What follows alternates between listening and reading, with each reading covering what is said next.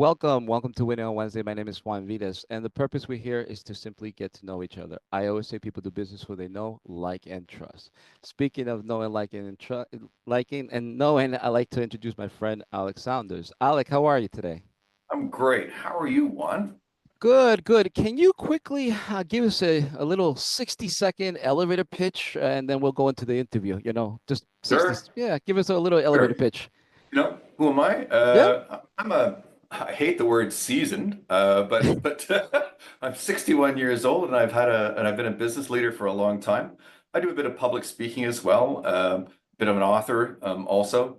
So kinds of things that I focus on, my career has spanned technology, it's spanned business, it's spanned social impact.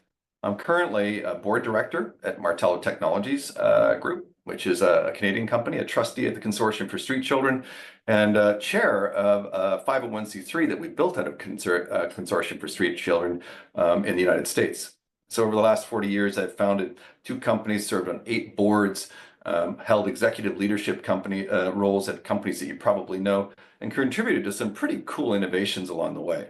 So I was the co-founder and CEO of IOTM, which built an early system very much like the one that we're using today, uh, 20 years ago, a web-based conferencing solution.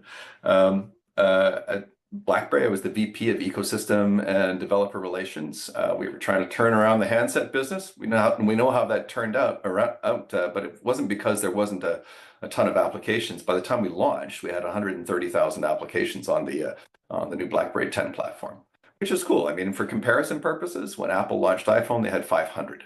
Not 500,000, 500. We had 130,000. And at Microsoft, over 18 years, I spearheaded a bunch of different things. My most recent role there was I built partner networks around the company's sustainability offerings to help companies better handle the sustainability disclosure requirements that the European Union is requiring and other parts of the United States are. But prior to that, I worked on a bunch of different things, early stage Wow. AI stuff, things like the Windows 95 launch. I was part of that. I was actually the original product manager for Internet Explorer. You can love me or hate me, depending on what your relationship was with the browser. But I But, did that kind of but, thing. but yeah, definitely we're gonna go into that. But take us way back. Take us where did it get all started? Where were you born? Where were you like where? Oh, sure, sure. You know what? I was born in a place called Orillia in Canada. It's Okay. about an hour north of Toronto. Sits on a lake, Lake Couchiching and Lake Simcoe. For the Canadians in the crowd will know where that is. It's the home of Stephen Leacock, a humorist. In 1971, we left. Moved to Ottawa. My dad was a school teacher, and he got a better job working for the Ottawa Board of Education than he had in Orillia. So I really grew up in Ottawa, which is Canada's capital. It was a great place to grow up. I've actually lived there on 2 other occasions and done work there as well. Yeah. And when you were a kid, did you have any? I mean, did you always wanted to be in tech? I mean, or did how was that like your experience You like? Or know, it's a funny story. I mean, I grew up reading science fiction. I absolutely loved science fiction stories. Ray All the stuff that was, sorry? Yeah. Ray Danbury, like Ray Bradbury, Bradbury. Yes, yes, yes. yeah, Asimov, Heinlein, Mm, Arthur C. Clarke, yep. So, yeah, all the greats. I mean, yep. they're just fascinating stuff. And what attracted it to me to it was that there was this vision of what the future could be that was really, in many cases, kind of optimistic, and they were always exploring ideas. So I would say that the very first thing I wanted to be was an inventor. I gobbled up stuff that had to do with Edison and others like that. And at the same time, I was a reasonably talented musician for a school kid, and so I had this sort of tension going on between music and being a writer, maybe, and it's all this What futurism. what instrument did you play? I played the French horn, I played the piano, I played the bass, I Oh sang in wow. choirs, a bunch of different things. Ultimately, uh, writing seemed like a hard gig. I was pretty good at mathematics, and musician, that also seemed like a hard gig. There were a lot of musicians in my family, some of who were making it and some of who were just hobbyists. So I went away to the University of Waterloo and I became a math major with computer science is what was that I was working on. So I love the creative aspect of programming, and that's what really led me into it. But isn't it amazing like how music there's also correlations with sound frequencies and all that. There's Yeah. a correlation. Everything and Very first speech that I gave as the VP of Developer Relations at BlackBerry, I stuck my hand up in the crowd and I said, "How many of you are also musicians?" And all these hands went up, wow. and we renamed our BlackBerry Developer Conference the BlackBerry Jam. It was a pun on jam, but it was also a Yeah, pun on jamming in music because I really believe that there's a connection between that mentality of writing software and the kind of minds that love music. yeah, yeah. What about hobbies or interests? Did you any hobbies or still this day do you do or you have I do a any? lot of different things. I think the one that's most consistent, I love hiking. My Yeah. wife and I just came back from 3 weeks in Patagonia, Oh hiking in wow. Argentina and in Yeah, Chile and the nice. high Andes down there. And the other thing I do a ton of, and it only came about recently, as a result of COVID, is I bake bread. I started off baking sourdough because it was something that was interesting and I got bitten by the bug. I don't think we, bought more than 5 or 10 loaves of store-bought bread in the last 5 years because there's always a starter on the go, and I've Do, always got something baking. do you take the bread to hike when you hike with you? If I'm bringing my lunch, yeah. I just I was gonna say, how do you deal with the elevations, with hiking? Because for me, when I went to a volcano, because I went to El Salvador, from El Salvador, when I went for the first time, I couldn't handle those people. They're so used to going up and down. I was out of shape and I was just like ready to throw up basically because of Yeah. you're not so used to the elevation, the oxygen, and so how did you experience anything So, like so that? you're right, and it's hard on your heart too because your heart's moving around that blood to oxygenate your body, and so what we have to deal with it is you acclimatize to it. The first time I went anywhere really high was Peru. I ended up landing in Cusco at 10,000 feet and hiking up to about 15,000 feet. And you arrive there, and I always bring altitude sickness tablets, which I take for the first few days, and I get acclimatized to it. And I don't try to do anything really full of effort for a couple days until I'm really used to it. And you can get used to it. It takes time. It helps to be in good shape before you go. Yeah. Before I went on that trip, I was determined that I wasn't going to be the one who was lagging behind and holding up the whole trip. So I spent a ton of time hiking smaller mountains in Washington State before I actually tried the big ones up in Peru. And, Wow. I won't tell you that it's easy. It's not, but it's definitely worth it. Wow. And then when you get out there, I'm sure you see the great views and admire everything, Yeah, right? yeah, yeah. I mean, it's magical. And I love to go places where other people don't. That's the reason I went to Patagonia. It's because it's hard to get there, and there's something magical about what it is that you see when you get there. And you know, I did a ton of work over the last 5, 6 years in sustainability. I really believe that we are hitting a tipping point on the planet. And to me, being able to experience those things in the raw, not away from a city, is just an incredibly Yeah, important it's thing. beautiful. Yeah, every time when I get away from New York City or along, it's different. I enjoy especially when I went to Maine. Maine is beautiful, seeing all the Yeah. yeah everything. So the nature, yes, to be one with nature, it's always nice. Um, Yeah. so tell us about your school and then from there, what was your first job like out of school, and then just take us that journey. Sure. I studied math and computer science, and I wasn't a very good student, I'll tell you. I spent way too much in the pub with my friends, too much time in the pub with my friends, and not enough time actually applying myself.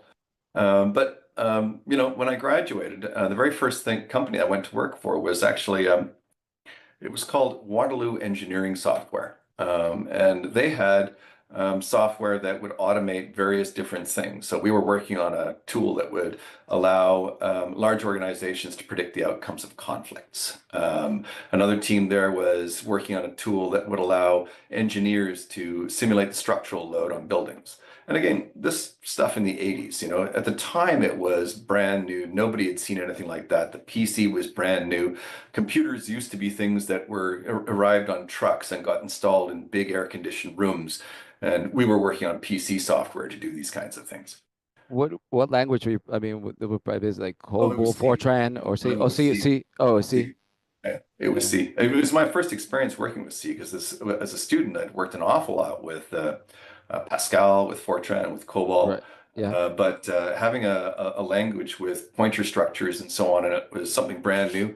And I can't tell you how many times I trashed the stack on the on the operating system. And it was the old days of Windows 1.03, and the way you debugged it Oh was you my. plugged an extra monitor in the side and tried to look at it, and it didn't Oh have my very good gosh. debugging equipment. It was just brutal. I mean, Yeah. ultimately, that's what led me to actually step away from building software. I went to another company called Pro C, which eventually became, or is Chance Logic, and it eventually became Vestronics and then Pro C, all the same product. And what that was a code generator that would allow you to very quickly fill in some forms and so on. It would create reports, build database applications at the push of a button, which again was brand new. Everybody does that kind of stuff now. That's what Visual Basic is. That's what Delphi is. That's all kinds of that stuff happens today. At the time, nobody had ever seen anything like it. So it was a huge productivity aid for programmers. And because I can write and they needed to write a manual, and I also understood software, I said, well, okay, fine.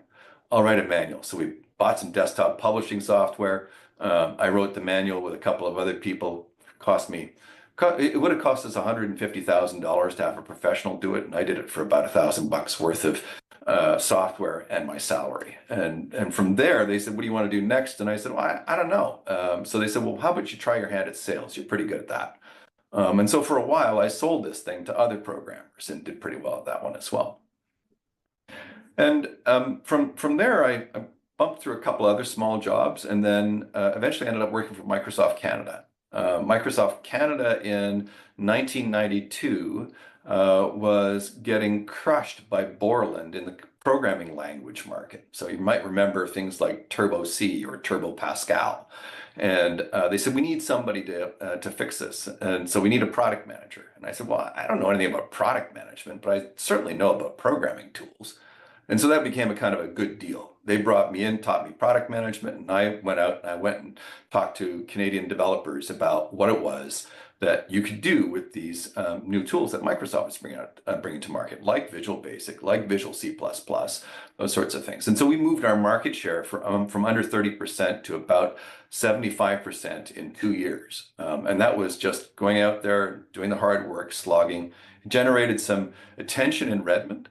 And ultimately, I had competing offers from the Windows team and from the developer tools team, and ended up working for Brad Chase at Microsoft in the United States on the Windows 95 launch. And that was a pretty cool Uh, product. uh, Yeah. yeah, and that's pretty cool that you're amazing that you helped launch the Windows 95, right? I Yeah. mean, Yeah. and it made over 100 million in sales, right? Oh, Something like that. Yeah, yeah, the something like that. Microsoft Plus product, Oh, which okay. was one of the things that so I had responsibility for all the internet technologies from a product management perspective. I didn't write the software for them, but I was Yeah. responsible for, but this is what these things are supposed to do. So the browser we put in, the mail client we put in, a little bit of the TCP/IP stack. It just had to be there, otherwise you didn't have an internet technology in the platform. So that was my remit, was to understand and be able to talk about and evangelize those internet technologies. And then at the same time, they said there's this other thing called Microsoft Plus, which is an add-on box, and it had screensavers and it had a few other goodies into it. And the campaign for that was pretty funny. It was literally the Windows 95 box said, "Oh, by the way, if you haven't got Plus, you haven't got the whole thing." And so at retail, we attached one box of Plus to every 3 boxes of Windows 95 that went out the door. It was remarkably successful and dirt cheap to run. And from there, I did a couple more things inside Microsoft. That was part of the original team that did our home networking work. I was part of the original team that did all of our embedded work. And in 2001, I left and became the VP of marketing for QNX, which is an embedded operating system company up in Canada, in Ottawa. And did that for about 13 months. I learned some valuable lessons. I came out of out of Microsoft, and I went to a smaller software company. And at the end of 13 months, the CEO hauled me into his office. He said, "Love what you're doing. You're too disruptive. It's time for you to move on." Oh, wow. I got sacked from my first executive job. Now, I stayed in touch with Dan, and 11 years later, when QNX had been acquired by BlackBerry and they needed somebody to go and build a developer ecosystem at BlackBerry, he hired me again to go and do that. And that's how I ended up getting that job. But in the meantime, I went and worked for a company called Versatile Networks, which was a early stage telecom company taking advantage of all the stuff that Pulver used to talk about with the Telecom Act being deregulating Right. telecom networks. And we built small scale switches that could be used for calling card, that could be used for little conferencing applications that would plug directly into, they were telco grade, but they would plug into all the CLECs and so on that were out there. And that was my taste of conferencing. And from there, Howard and myself founded IOTM, built a conferencing company out of that, did that for another 8 years as the CEO. As I said to you prior to the interview beginning, the market changed. Yes. And conferencing technology was great. First company that built a full-on web-based conferencing service. That's what we did. It was the easiest way you could make a conference call at that time. It's gone on to become a company that provides video conferencing solutions like this one that we're using right now. And in 2011, I went to the board and I said, we're not going to succeed if we try to compete on out innovating the big guys that are coming into the market. Because at that point, Microsoft had acquired Skype, Yeah. Cisco had bought WebEx. There was a lot of pressure from much larger organizations. They said, "Well, do you think it's viable still?" And I said, "Yes, but I think you need a different kind of CEO to do this." And so one of the board members stepped up, and he's still the CEO today, and started to run a whole series of roll-ups of smaller companies. And it's a great small business web conferencing solution. Went from there to BlackBerry. BlackBerry was super exciting, probably the most fun I've ever had in a job. Built a team of a couple of hundred people. We went all over the world recruiting developers because we were launching a new handset and operating system, BlackBerry's first real touch device, which was the BlackBerry 10 device. Actually, Uh-oh. He has it right I there. Look have at, a oh, frame of wow. all the BlackBerries that we That's pretty launched. cool. That's pretty amazing. Look at that. Just I like just that. got those framed up a couple of Wow. weeks ago. That's Yeah, like history, man. That's wow. it That's is. Yeah, it'll be I know. be I worth was, I something with was, it, you I know? was digging through boxes, and I went, "Oh, wait a minute! I should Hey, make these into something." So they're hey, going up on my wall at some point. hey, listen, I don't know, but my Bob Lane, Robert Lane, he's a Commodore 64. Yeah, I'm still waiting for my Bob. I'm still waiting for my Commodore 64. You probably no, he's like, 'cause he has these boxed Commodore 64s. He's like, I'll give you one, Juan. Don't worry about it. I'm like, okay, sure. I'm waiting for it. But this is Yeah. fun. It's good. It's nice to have Anyway, all these things. Yeah. it is. And so we did that for a while, and then when the company decided not to be in the handset business anymore, they didn't need me. Mm, And they certainly didn't need my team of 200 people, and I was forced to lay off a bunch of really good people. yeah. And then I picked up the phone after that and called back to Microsoft and talked to an old friend. His name was Steve Guggenheimer, who had been running the developer team at Microsoft. And he said, "Well, what do you want to do?" And I said, "The only thing I can't do is work on another mobile handset play." So I came back to Microsoft and I joined the accelerator team at Microsoft Ventures. And we had 7 venture accelerators running around the world, which was Wow. super cool. And coached entrepreneurs on building new and exciting applications and pitching those things for funding. So I got to travel to places like Tel Aviv and Bangalore and all over the place doing this kind of work. My team did an early stage startup weekend that we took all over. I did events in Singapore and Madrid and Santiago in Chile, all over. And then my team also built all the programs that would take the companies that graduated from our accelerator and grow them into full Microsoft partners. And did some other stuff with some AI applications. A lot of the early virtual agent stuff that Microsoft markets was stuff that my team did. And then in, I guess it was 2021, maybe. I don't remember the exact date. Um, I was looking for something new to do. I was thinking I would like to maybe move on from Microsoft, but this whole thing with climate change kept popping into my head. Did a pile of grad school courses and learned as much as I could about sustainable business. And then lo and behold, a job appeared building a partner network, which I had done for most of my career, except for the 10 years that I was involved with IOTM and a couple other things there. And I went and did that for a few years, which was great fun. So that involved getting partners engaged so that they would be able to help all of our mutual customers be able to report and meet on their goals. And in September of last year, as I said earlier, I left Microsoft. I'm really interested in moving into more of a portfolio model. I don't want to be in an operational role, grinding through, getting a very large organization like Microsoft to mobilize its sales force around these things, which is all very mechanical. I've done it for years and years and years. I've taken the National Association of Corporate Directors director certification. I'm working on a couple of boards now, and ultimately my goal is to take that and turn that into ESG expertise at the board level that can drive strategy and compliance and risk management. Wow, excellent. So I like this at this point, say the golden nugget moment. The golden nugget moment is this: if there's anything you've learned from your journey, I mean, you've had a wonderful journey. I mean, in corporate, and wow, just wow, truly amazing.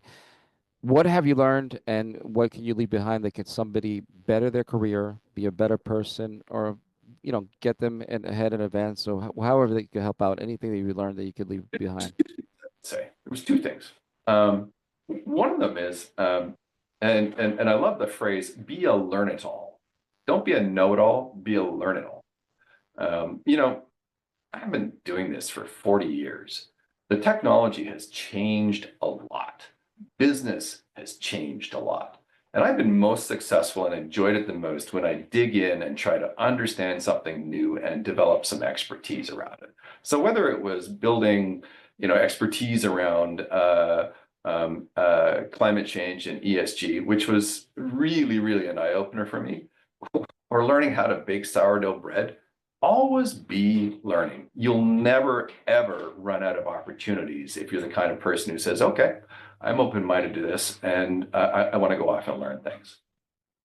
So in a way, don't stay complacent too, right? You just don't want to, Don't stay complacent. Absolutely not. The world is always changing all the time. right. You got to keep up with it. The second thing I would say is culture matters. An organization's culture can be supportive, it can be empowering, it can be something that makes it possible for you to take risks, or it can be the opposite. And I mean, culture matters. You can look at what HR says the culture of the organization is, but really what you want to know is what's the lived experience on the ground. Because culture is ultimately a grouping of people. So pay attention to that and put yourself into situations where you can succeed. I have a firm rule for myself: don't work for jerks. I don't care how cool a job is. If my boss is a jerk, move on, because you can't succeed in that environment. Well, it's a tribe. You got to know your tribe, right? That's part of the culture. Totally. You You have know, to know and your tribe. and it's interesting you mentioned that because all of us have been in the workplace where we feel when something negative goes bad, you feel that vibe. Everybody feels it in the office, or when something good, everybody feels that energy. So that's part of the corporate the culture, right? I mean, but learning how to focus those energies to be positive with frequencies with everybody around the office. Yeah. And management has a huge role in that, right? If something goes wrong, they can be negative, Mm-hmm. or they can be positive about what's gone wrong and tell what it is that we've learned and what we're going to do differently. And Right. management can try to hide it or can Yeah. be transparent. Correct. And I've always found that positive transparency is the way to go. Yes. Yep. You know, A hundred Sometimes you're percent. going to lose people who look at that and say, hey, that's too much information. I don't want that. Right. And, that's one of the risks you take. But at the end of the day, transparency is And key positivity. you know the truth always comes out eventually. So if even if you try to hide or anything like that, it always comes out. I say honesty is the best policy in business. It's it's one of the rule of thumbs that I follow, or that I tell people to follow all the times. But thank you for sharing those wonderful golden nugget tips. Those are great examples, by the way. What about networking groups or organizations that you belong to that you hold? You To know, hold. there's a couple that I think I want to call it. I mean, one of them, again, it was a learning opportunity for me, but I did the National Association for Corporate Directors certification in the United States and then joined the organization. And so that does two things. One of them is it helped me to understand what the function of a board is at a very, very detailed level. Because I don't think a lot of people really understand how the board holds management accountable and how they're responsible for being transparent with the market about what their company is doing. So the National Association of Corporate Directors taught me that and then gave me access to a network of chapters all over the United States that I can go and talk to and meet peers and really, really learn from them. So I think that that kind of networking activity, you talk about organizations and so on, super critical. The other one, I mentioned earlier that I'm part of the Consortium for Street Children. I've been a trustee on the board of the UK Parent for the last, I don't know, 8 years now, actually since 2018. So is that 8? That's 7 years. I persuaded the UK organization that they needed a 501(c)(3, and so I'm in the middle of setting that up. What the Mhm. Consortium for Street Children does is it advocates for children's rights, especially the rights of children who have to live on the streets Yeah. on a global basis. There's about 100 million of them Wow. who don't have access to health care, don't have access to education, are frequently abused, sometimes by the police who are supposed to protect them. Sometimes they have to resort to theft or to selling things, including their own bodies, in order to stay alive. And what the Consortium for Street Children does is it works with a network of 200 non-governmental organizations around the world to help these kids, helping out Wow. with best practices and advocacy in various different countries. So it's a great organization. Wow. Wow, that's amazing. Thank you for helping out those kids. And I think importantly with the technology, we hopefully with technology will help these kids get more information, because again, at the end of the day, I think with all of us as human beings, we need information. And I think without Yeah, lack of information and lack of knowledge, they feel they have no options. That's yeah, why, yeah. but it's so important I think for people to get information on all those devices so that they understand what's going on in the world. Educate yourself. Information is knowledge. It's a really good point too. And some of these kids, they might not have much when they live on the streets, but you can be darn certain they got a cell phone. And there's local libraries too, and libraries are free. A lot of libraries have internet access, and it's free for everybody, free for the public. But again, there's options and resources up there that people don't know. Yeah, You know, totally, so totally. but thank you so much for doing that and helping out the kids. That's close to my heart. That's amazing. And what about any future goals that you have in mind for 2025? Yeah, 225. I'm really building on this governance career I've set out on. Yeah. I'm in the middle of putting in place a governance model for the Consortium for Street Children. Hmm. I'm looking for a couple more board opportunities. I really want to be able to dig in and help companies to understand what the impact of climate change is going to be on their businesses. And it's a political topic, it's true, but it doesn't need to be a political topic. At No. the end of the day, this is Yeah. about risk management Exactly. and it's about planning for the future. And there's a saying I like, which is that there are three things you can do if you're thinking about climate change in your business, right? One of them is nothing. You can just keep doing what it is that you're doing now and not think about it. And that will work for a period of time. Another is if you're a business that has a highly emitting business, you can double down on it and take profits now. That's what you see the oil companies do. They're saying, okay, we're going to sell as much of this stuff as we possibly can. And the third thing you can do is you can try to plan for the future and how your business is going to transition as fossil fuels become less and less a part of the day-to-day business. And I think that the do nothing option is the worst option. Because Right. at that point, the ones that are doubling down are going to eat your lunch, and the ones that are planning for the future are going to have the business in the future. Yeah. So So I, that's the kind of thinking that I want to help businesses go through. I hope you don't mind, but I have to do a shameless plug, okay? Because Port West is the company. I'm a distributor for Port West, and this is a good opportunity because we do have high visibility safety equipment that is recycled for environmental reasons. And we have 100% recyclable, and we are environmental friendly. It's a 120-year-old company from Ireland, and they do a lot of community relationships and cleanup. They do a lot of cleanup environmental. This company does a lot and give back for environmental. So that's why I'm bringing this up. And I know it's a shameless plug, but at the end of the day, I just felt it was just appropriate at the time we're talking about environmental. So I just wanted to tell Port West, thank you so much, and they're doing wonderful stuff for the world. Yeah, and more power to them. That is the best thing of all. I mean, companies that take a proactive view Correct. and go out there and try to help make a difference are the ones that we want to work with. Beautiful, beautiful. Well, Alec, this is a great interview. Thank you so much. And what's the best way if people want to reach out to you? What's the best way to contact you?